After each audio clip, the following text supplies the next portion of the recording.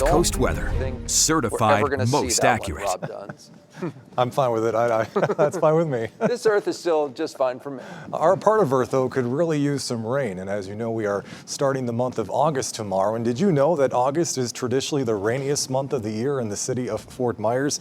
On average, between 1991 and 2020, the years right now that we use temperature and rain averages, we averaged 10.43 inches of rain in the city of Fort Myers. And boy, could we use a typical month of August around here, because as we start the new month tomorrow, areas like Rotunda and Northport and Englewood are coming into the new month with a rain deficit over the past year of more than 2 feet. Really similar numbers are popping up in Matlacha and areas around Cape Coral. And though we have seen big improvements in terms of erasing some of the rain deficits in eastern Lee County and eastern Collier County, there's still areas west of the interstate in Collier, like toward downtown Naples and Naples Park, where the rain deficits looking back over the past 365 days range between 20 and 24 inches, which is really something wild. So it is encouraging then, when you look at the rain potential maps out over the next 7 days, to see many backyards in this 2 to 3 inch range across areas of western Collier,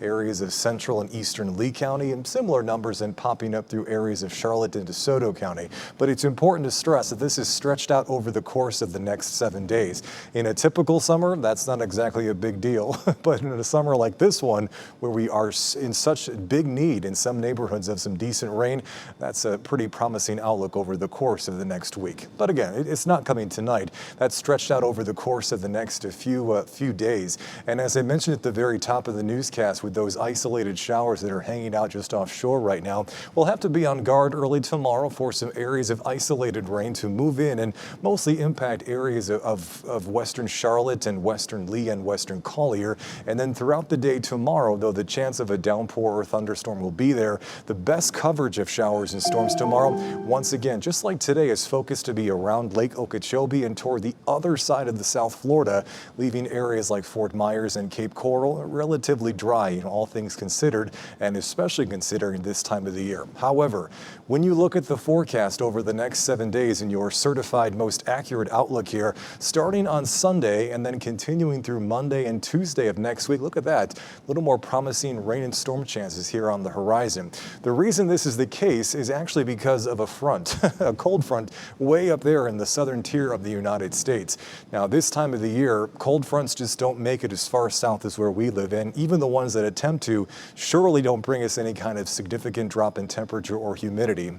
Instead, what they do is they influence the wind direction here at home. So just like on Saturday, Sunday's forecast is similar. We'll have the chance of some isolated rain west of the interstate in the morning before the widest coverage of showers and storms once again favors our inland areas east of the interstate during the heat of the day. But that front that I mentioned that's going to stall out to the north of us, not going to make it all the way down here, it influences the forecast for much of early next week. And again, not bringing us a drop in temperature, but trapping tropical moisture over Florida. And that should help to beef up our rain chances across the whole area as we get into early next week. For instance, on Monday, not only do we have the chance of some rain in the morning, but the forecast models are real aggressive on downpours and thunderstorms in the afternoon, but not just in inland areas, basically across the board. So for an area that really could use some rain, there's reasons for us to be optimistic, but again, not until next week.